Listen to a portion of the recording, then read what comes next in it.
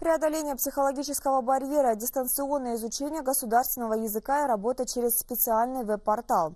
Такие задачи включают в себя современная система обучения казахскому языку. Центр Тильдарын презентовал новый мультимедийный проект. Он предназначен для слушателей с нулевым знанием казахского языка. Пособие состоит из 16 видеоуроков и 20 часов практических занятий.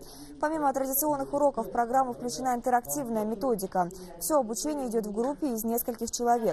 Кроме того, Центр разрабатывает веб-портал. Желающие смогут ознакомиться со всеми пособиями в электронном формате и сохранить необходимые на свой гаджет.